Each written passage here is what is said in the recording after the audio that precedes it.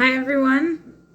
Um, Thank you for joining tonight. We're bringing back the alumni speaker series, and just to first, let me get Carlos on here. Just a little bit of background for whoever's joining us for the first time. It's been a moment since we've had these. Hi, Carlos. Um, so we're really lucky this week and this year to start off this year with Carlos as our first alumni in the 2022 speaker series. We just to give everyone a little background, every month we will be interviewing an alumni to kind of hear about their story and how they got to where they are today. And of course, to answer any questions that current students might have. So today we'll be talking with Carlos about his journey through LAUSD and with the help of SRLA to UC Berkeley and on to UCLA Law, and now working as a lawyer. So if you have any questions related to anything that comes up in our conversation, specifically to do with becoming a lawyer or just Carlos's experience, please drop them in the comments and we will do our best to answer them. I'm really excited just hearing a little bit about Carlos to talk to you today. So let's get started. I think the first thing that we can start off with is just if you can give us a little bit of background, where you grew up, where you met SRLA, what being a student in the LAUSD system was like for you. Of course. Hi, everyone. My name is Carlos Almendarez. Thank you for having me tonight. It's actually really funny seeing all the little comments and people joining. So where I grew up. So I was born here in Los Angeles. I was born at Martin Luther King Hospital over in the Compton area, for those of you that are familiar. I've actually lived all over Los Angeles. I've mostly grown up in Hollywood, but my family lives in the Valley. I went to Mar Vista Elementary, which is over in the Venice area. I went to Bancroft Middle School in Hollywood, and I went to Fairfax High School, also in Hollywood. And like Katya said, I went on to Berkeley, class of 2003, then UCLA, class of 2017. But in terms of like personal background, I always like to share my personal story because, I don't, oh, I went to Berkeley, I went to UCLA. I don't think that necessarily means a ton. I think that maybe one of the things that differentiates me, and I think might be more relevant to, some of the students in SRLA is sort of where I came from. And, Definitely. Going to Berkeley and UCLA, I didn't really think there were a lot of other people like me. And I don't mean to sort of reduce that just to like, oh, other people that are Latinos or whose parents are from El Salvador. My parents immigrated to this country from El Salvador. I was raised by a single mother. My mother was and is a housekeeper here in Los Angeles. And I grew up speaking Spanish as my first language. I learned English when I went to LAUSD schools. Cool. I grew up in a one-bedroom apartment. And so, and I say all of that just to sort of put into context that I don't think that's the experience of most lawyers. I don't think most lawyers have that background. And so I think my background sort of informs a lot of sort of my life choices and sort of the areas of work that I've chosen and really pretty much everything. Yeah, so I guess we can start off maybe there. I know my own experience in the LAUSD system. So I went to Hamilton High School, and Fairfax was quite like one of our close sister schools. What was it like to be in high school as, it sounds like, a first-generation American? Were there some challenges that came from that? um, perhaps other students are facing similar challenges from that. Were there things you really enjoyed? What was your experience like at Fairfax? Yeah, like everything, I would say that, it kind of depended. I had really positive experiences in high school. I do watch TV shows, and it's like this really, you know, it seems to be kind of bleak high school experience. People like had a terrible time. That wasn't really the case for me. I Yeah, had really supportive teachers, really supportive coaches.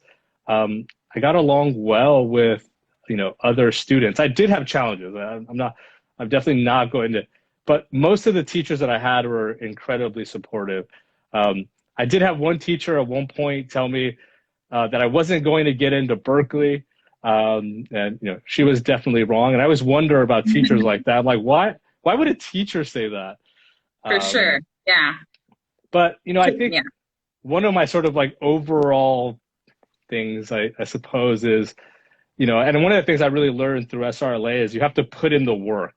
Like getting to the finish line of a 26.2-mile marathon, you're not just going to show up and do that, I right? love that. Like Yeah. that's why there's Yeah. like a process of like a 5K, 10K, Of course. 13.1, 26.2. Like you have to do the work.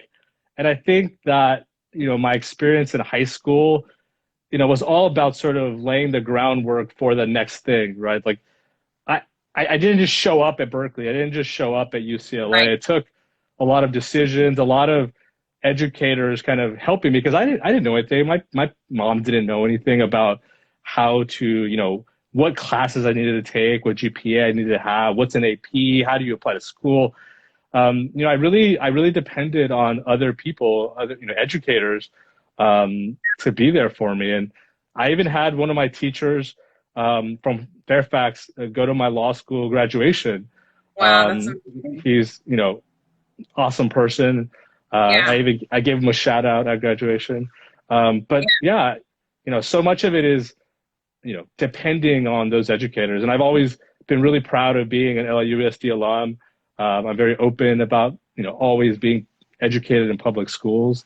So yeah, it was a very positive experience for me. So around when did like even going to a four-year university, let alone going to Berkeley, when did that become something that was on your radar? Was that something that came from home? Was it something that came from teachers, from like peers? Like how does one in the LAUSD system start setting those goals? Where did that come from? Yeah, and so I guess it goes back to that whole, you have to put in the work, and there's like, you can't just show up. There's like multiple steps that get you to a certain point. I would sort of liken it for those, the runners. You can't just show up at the Boston Marathon. You have to qualify, and so Definitely. it takes groundwork to get there. And so it's the same thing with college. Even though I didn't grow up in a household where my mom knew how to apply to UCs and colleges, and I had really great teachers in high school. I had great Uh-huh. counselors, teachers that saw potential in me and really helped me out. So yeah, I needed to take a certain, and was true then, and it's definitely true now. You had to take a certain number of AP classes. You had to take, you had to have a certain GPA. I think at the time when I graduated high school, I had like a 4.1 weighted GPA, which now is like nothing. I think now for Yeah. Berkeley and UCLA, it's like 4.4 or 4.5, something to me now seems kind of insane. Yeah, I Um, will. I think like bouncing off what you're saying about like hitting those checkpoints too. I think like it sounds like you had really good mentors and maybe you fed off of them. You guys fed off each other because I'm sure they guided you, but you also latched on to their support, and that sounds like something really important. And I think the weighted GPA nowadays is really hard. So, like what you're saying, you kind of have to make sure you're taking the steps to get there. Um, and also, like, if you happen to not get the GPA, maybe setting new steps to get to that route a different way. Because it sounds like at some point you became quite uh, determined to have these goals, and you would have found one way or another to get there. Yeah, and you know, I think now it's more competitive to get into undergrad, and I've just given a lot of thought to like how do you get into college? How do you get into grad school? And it's competitive. So again, if you want to get to certain schools, you know, I think now you have the benefit of the internet, and you could do tons of research about. It's not just about GPA; it's about Right, extracurriculars. right. And Like so SRLA. I did SRLA, and I said, hey, look, Right. I ran a marathon. I also Uh-huh. did It's cross huge. cut cross country and track. I was an academic decathlon, and so yeah, I did a lot of different things in high school. So I wasn't just all about school, I love because that. Yeah. there are people that have perfect GPAs and perfect SAT scores that don't get into certain schools. Um, Right. so yeah, you have to be well rounded. You have to, for certain schools, you have to interview, so you have to be able to talk to people, and you know, it's not something that's memorized. It's just like, how do you talk to folks? Right, right. And I really like the parallel that you're setting of like, I think SRLA not only does it for sure look good on the college applications and all of these things, and I've heard that from multiple people, but also just how you can kind of take your experience at SRLA and parallel it to what you're doing in school, kind of like, I need to pass this math class to get to this math class to get to the AP class to get to Berkeley. That makes it seem a lot more manageable than perhaps, especially in the public school system, these lofty goals of UCs sometimes seem unattainable, but if we break them down into these smaller steps, it feels a lot more doable. Was that something you used in your path? Absolutely. It takes. I forget what it is. Like it's like the journey of 1,000 miles begins with like a few steps, Right, and exactly. you can't look at it as like, oh, I'm going to do law school or I'm going to do college. It's like, what am I doing now, right? Love I have that. to sign up for this AP class, and Mm-hmm. I have to sign up eventually for multiple AP classes, assuming your school Mm-hmm. offers them, Mm-hmm. and you have to get Mm-hmm. good grades. So Mm-hmm. yeah, it's not something that like I actually was a high school counselor after I graduated from undergrad, and people would come into my office their senior year and be like, "Hey, I want to go to UCLA." I was like, "Oh, you know, that might not happen because you don't have XYZ. But look, there's other things you can do. You can adapt. You can go to Exactly. junior college, and I know Yeah. people that went to junior college and did really well and transferred Yeah. in. And I know, Like me. yeah, a ton of really amazing people that I met in law school who were transfers, ton of amazing transfer students at Berkeley. So, it's never the end of the game. And I think that's Right. also another thing I learned from SRLA is that, you know, it's easy to quit, right? Like it's easy to quit a race, right? You're doing a marathon, but I had one experience. I think it was the second time I did the LA Marathon, where at mile 20 I had shin splints, and I could Yeah. have very easily, when you go by the first aid things, they're like, "Are you okay? Are you okay?" And I'm like, "I'm good. I'm good." I stopped running at mile 20, so I walked the last 6 miles. Uh-huh. But I wasn't going to quit. Yeah. And so I think being kind of cheesy, like I did adapt a lot of like the lessons I learned from running and SRLA Right. and just in general to my life experiences. Like sometimes you're gonna strike out, and I took the LSAT, with the exam you take to get into law school, like twice. I didn't pass the California bar exam to become an attorney after I graduated from law school. I didn't pass it on the first time. I took it multiple times. So Uh-huh. it's not really like, I don't look at it as being important. Like, did you succeed the first time? But like, did you stay in it? Like, do you have some kind of grit? And like, maybe you didn't. Right. You're not going to finish the LA Marathon on the first time. Although Uh-huh. SRLA has really impressive stats on completion. But what's important, at least in my mindset, is like, did you do it again? Did you try the second time? Did you like keep going and try to like achieve your goal? Right. And I think just to keep going with that, which I don't think is cheesy because I think so much of running can parallel into your life, but in marathon or even in training, and I'm sure all the students have noticed this, like rarely does training go according, you can write out a perfect training plan and a perfect marathon plan. Almost never will things go according to plan. And it's exactly what you said about being able to adjust or change and still find your way to the finish line. So even if you want to go to UCLA or UC Berkeley and you don't get all the perfect scores, going to junior college and finding your way to UCLA that way, or going to see your counselor and finding what classes you can take to make up your GPA or whatever it is, there's usually, even if your path is not going perfectly, you can kind of fix your path to still get to the desired goal at the end. Yeah, I mean, I think it takes persistence. And going back to the high school thing, actually, I just noticed Fairfax SRLA joined. Hello. Yeah, there's plenty of, I tried to get into AP Spanish and they wouldn't let me in. I tried to join academic decathlon and they were like, no, we don't want you. So I applied the following year and got in. Our team did really well. We placed top 10 LAUSD. It was like the highest our school had ever reached. Like, you're going to get rejected, right? And I think it's about like how you kind of adapt, are you going to like do it again?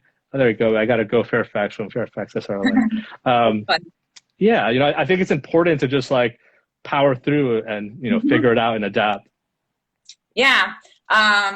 So when you were in Fairfax, did you know that like UC Berkeley was the goal, or was the goal to get into AUC? How was that path going into UC Berkeley? What did that look like for you? I wish I was more sophisticated then. I just wasn't. I landed at Berkeley because my academic decathlon coach is a Berkeley alum. Shout out to Mr. Sugden. He still teaches. He's awesome. And yeah, he was constantly talking about Berkeley, how much he loved it. And I really admired him. So I had a bunch of fee waivers for UCs. So at the time, Berkeley was the #1 public school in the country. Now it's UCLA, according to US News.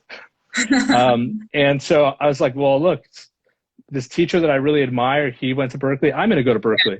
UCLA is nearby, USC. I kind of just, I wish I was more sophisticated. I had known more. It was a little bit different of a time. At that time, you would go to the library and look at books to look up, schools and GPAs and stuff like that. Now you have the internet at your fingerprint. I can look it up on my phone. I can look it up. Yeah. So it was a little bit different of a time. So would you if you could go back, do you think, I mean, obviously I'm guessing you have no regrets going to Berkeley, but do you think, giving advice to your younger self, would you have looked at a few more schools before making a decision? Or what do you think? I'm not really that kind of person that regrets. Somebody just commented, Mr. Sugden was my ethnic studies teacher and favorite teacher, former coach as well. All right. Yeah. So, I'm not really into changing things. I kind of am the way I am because of the places I went. But yeah, I recently was looking through a bunch of stuff that I had at my mom's house, and I had a letter from Yale, and I was like, I don't even remember looking at Yale. There's a bunch of schools that I didn't even think about at the time. I don't know. I was very happy with my experience at Berkeley. I loved it. I'm very happy with my experience at UCLA. Being in those places at that time allowed me, my really good friends I met at Berkeley and at UCLA. I met my wife because I was living in the Bay Area. Yeah, I would tell people, go where it makes you happy. I like that. Yeah. I went to Berkeley because it sounds like your approach also sounds kind of like you can make wherever you go be a good experience. It sounds like you opened every adventure with an open mind and kind of determined to make it positive, and then it was. So I like that. I was just thinking if someone's a senior now, maybe it's a nice idea to look at all the UCs. It's not just UC Berkeley end all be all. I know I really looked at UCLA, and I have a very similar experience to you. I would take nothing back. I loved my time at UCLA. But at the same time, I think I could have looked at a few other schools and kind of seen what was out there before deciding on UCLA. Yeah, I mean, so I had a huge gap between undergrad and law school. I graduated Berkeley in 2003, and then I went to UCLA Law School I started in 2014, so 11 years. So I was definitely way more sophisticated when it came to applying to law schools, I mean, I had like spreadsheets and all this information comparing, like it was very different situation. And yeah, it's even just like applying to colleges. I don't. I studied for the SAT, but it wasn't like a whole sophisticated operation where like my parents had money to send me to private tutoring. Whereas when I took the LSAT, I had money to pay for tutoring. It was, very different. It really showed me sort of how the other half lives. People that have access to resources can spend money to, take the Right, SAT. right, And right. I didn't have that in high school. I like went to the library, got a physical book to study for the SAT. Because that's all I had. Yeah, and that's the experience of so many kids at the high schools that we all go to. And it sounds like you were really lucky, and I think a lot of people you were really lucky to find a teacher, this mentor that was really helpful. And I think something that can be taken away is that these people often exist. And if you look at your high school, you can find someone that will help guide you at the very least and help support you, whether it's like your SRLA coach or it's a teacher you really appreciate or someone like that. Yeah. Yeah, I mean, yeah, I can't say enough good things about my LAUSD teachers. Just always had very supportive teachers and counselors. And Yeah. even when I had people that they didn't like me, I didn't like them. Like that didn't really interrupt my process. Like I didn't let those bad apples spoil, my situation and, all the support I was getting from, other teachers. Right. Well, because it all goes back to, it sounds like you were very determined about your goal and you were going to adapt no matter what came along your path to be successful, which is a huge for running and for life as you're showing us.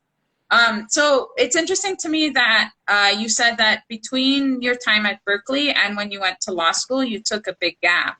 So were you like not exactly sure what you wanted to do when you graduated? I think there's a lot of expectation that you know exactly what you want to do when you graduate college, but maybe your experience has been different. Yeah, I always wanted to go to law school. Like I actually recently was looking at my high school yearbook, and a lot of my classmates are like, oh, when you become a lawyer, I guess I've been telling people I wanted to become a lawyer. I don't remember that because it was like 20 years ago, but that must have been what I was doing. Yeah. So I think I always wanted to be a lawyer. But after I graduated from Berkeley, actually while I was at Berkeley, I volunteered as a tutor at a middle school. And I was in a mentoring program for high school students. And I really just kind of got the education bug. I really liked working with students. I thought it was important for people like me to be in education and to, hopefully be one of those people that was going to be supportive and kind of giving Right. back. Right. So yeah, I started working in education and I just kind of stayed there for like 10 plus years. I Wow. worked as a high school counselor for 4 years. I ran after school programs at the elementary, middle, and high school level for like the remainder of the time. And just, yeah, I really liked working with students. A lot of them are still friends of mine on Facebook. That's great. Um, and, yeah, I see them from time to time. So yeah, I loved working with students and, I was hoping to be kind of like the people that helped me along, Right. be that for the, for kind of future generations. Yeah. And then what? And then at some point you got the bug of wanting to get back into your own education and to go to law school and you changed paths. Yeah. So basically what happened was I really liked my job in education. And at one point my wife was offered a promotion in Connecticut. And so, basically I was going to leave California where I'd lived my whole life. And I figured that was the time. I was like, you know what? I'm going to study for the LSAT. And I'm going to dedicate myself to studying for that. And I'm going to do this law school thing. So I lived in Connecticut for 1 year, 1 out of 40. And then, then I came back to go to law school at UCLA. And what was your experience like in law school at UCLA? I know one of the things you mentioned, and one of the questions we got, maybe it ties in a little bit that we got heading into this talk, was whether you've ever had imposter syndrome.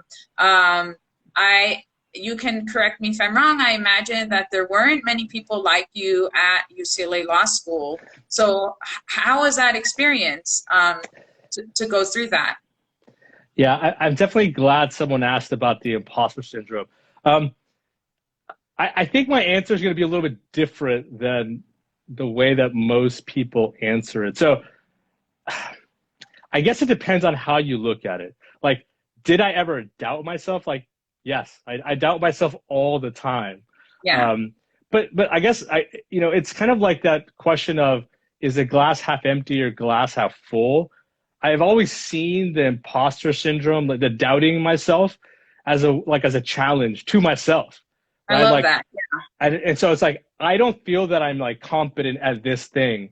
Like like as a runner, like you're obviously an amazing runner, like elite pro level athlete. I think every runner, no matter how slow, how fast you are, you have goals. And so Right. you see people around you, you see the competition. If I show up to a race, and I did track in high school, if I show up to a race and I get absolutely smoked, it's going to force me to work harder to Right. get faster, right? Right. So there's two kinds of people. There's one kind of person who's going to quit because they got smoked, and there's a competitive person that's going to be like, I need to work harder, so next time I go back and I'm better. Like for those of you that watched the Michael Jordan documentary, like Last Dance, he's like, I took that personally. I'm the kind of person that I take my own imposter syndrome, my own self-doubt personally, right? Like Right. I'm not good enough for this thing, or like I didn't pass this, I failed this exam, or I didn't do well on this thing. I'm going to try to research how to do it better. I'm going to look it up online. I'm going to read a book. I'm going to watch YouTube videos. I'm going to ask friends. It's an opportunity to get better. So I always doubt myself. And that's with like, I did really well in high school. I was one of the top students in my class. I did really well at Berkeley. I graduated with honors. I went to UCLA. Like you would think, oh man, like, I have no doubts. Like I have doubts all the time. Right. And But that, connecting that to running again, I think no matter what your goal is, you can always look at someone else and think, oh, they're faster than me. But there's also something to like staying in your own moment and being like, where am I at right now? And going back to what you said, can I improve almost regardless of other people? Am I getting the most out of myself that I can? I think you can always kind of look around and think I'm not doing as well as someone else, but you can also like look inwards and ask yourself, am I doing the most that I can? And it sounds like you were doing that and then rising to the challenge, often like answering it honestly, I can rise higher, and challenging yourself to go up rather than always comparing yourself to someone else, perhaps. yeah, and actually that's perfect. The motivation is internal. I'm not doing it because I'm afraid how someone else sees me. It's actually purely internally motivated. Like I, want to get better. So like kind of going back to marathons and SRLA, like my goal as an average runner was always like, I want to break a 4-hour marathon. That was, Yeah. sub 4. That was my goal. And the Which first is couple of huge. times I didn't, Yeah. I didn't get 4 hours. I got like 4:02, 4:05. And that distinction is like pretty much nothing, right? Like, Yeah. why do you care? Why do you care if it's sub 4? Like, does anyone care? No, not really. But I Exactly. cared. I wanted to be Right. able to say, look, sub 4. And I got like, I Right. think 3:58, which Right. is by no means fast. It's not like a Boston qualifying time. It's not It's pro good. level, but Right. I cared, and that was my goal. Exactly. And so I think, yeah, it's all about internal motivation. And what's your goal? Like, do you want to go to Harvard? Go for it. Do you want to go to Berkeley? Go for it. Do you want to go to CSUN? Do you want to go to Right. SMC? Well, yeah, exactly. It's what's your goal, not what do other people want from you. And so I really have always, I guess it's pretty weird, or maybe not. Like I don't really care what other people think. I'm really focused on sort of what I want to do and where I want to go, and like I'm internally driven that way. Right. And I think you can see that in so many parts of your career. Like, for one, going to Berkeley when perhaps that wasn't really expected. But then on the other hand, like taking 10 years gap between undergrad and grad school because you wanted to teach to go back into education, and then changing your mind because you wanted to do something else. And I just really like the idea of following your own path. It's not necessarily someone else's path, but asking yourself what you want and then trying to set high goals for yourself to accomplish. It sounds like you've done that throughout your whole life in a way. Yeah, I've tried. I try to, march the beat of my own kind of, drum, as the saying goes. And yeah, I'd say, I know you have to be both. You have to sort of do your own thing, but also, you don't know what you don't know, so you have to listen to advice. So I was always open to people that I trusted, to teachers, to counselors. Even when I got to law school, I was, in my late 30s, and there's a lot of great professors, mentors, administrators that I relied on. They gave me advice, they gave me guidance, and I'm very grateful for them. Yeah, that's a good point. Yeah, especially if you're in high school, go to your counselors, go to that teacher that you trust, and you don't know everything, and neither do we at any point, and kind of take in that really good advice. But I think it's so inspirational that after 10 years after undergrad, you decided I want to be a lawyer, and then kind of like we've talked about this whole way, at mile 20, you decided I'm going to become a lawyer, and then you changed your race plan in a way, and you made it happen. I just think so many people out of college think that if they don't have everything figured out, they're kind of doing it wrong. And I think your story, definitely, we can get in a second to what you're doing right now, but it's like you have time after college to find your path. Do what brings you passion, do what makes you happy. And if that changes, then you can change what you do once again. Yeah, I was so old when I got to law school. The average first year law student is like, I think 23, 24 years old. I was like a full 10 years older than all of my classmates. I was like in my late 30s. So we were just very different. Like, did I care? No, I made a lot of really good friends. I had very positive experiences at UCLA Law. I even became class president. I had never been in student government. I wasn't one of those kids that are like, oh man, I was student government in high school, and it was the first time that I had ever run for like any kind of like student government office. And yeah, I went from like basically this like old guy in law school, but again, I didn't care. I made friends. I was very respectful of everyone. Everyone was really cool with me. And again, I just kind of did my own thing and kind of forged my own path. Yeah, I think people are, if you kind of just do your own thing, I think, you'll get along with folks. Yeah, for sure. So I just to finish off, can you tell us a little bit about what you do today? Because I found that quite interesting in your story. So what kind of law do you practice? What do you do at work? Yeah, I practice labor and employment law. So mostly what I do is I represent unionized employees. So that's pretty much most public employees that you know of. So like teachers, firefighters, police, all like city workers, the people that, work in the sanitation department, parks and rec, lifeguards, any public employee, that's kind of what I work on. So we work on getting them better wages, better benefits, better working conditions. Pretty much everything I've ever done has been to help workers get more money, to retire with dignity, to get better benefits.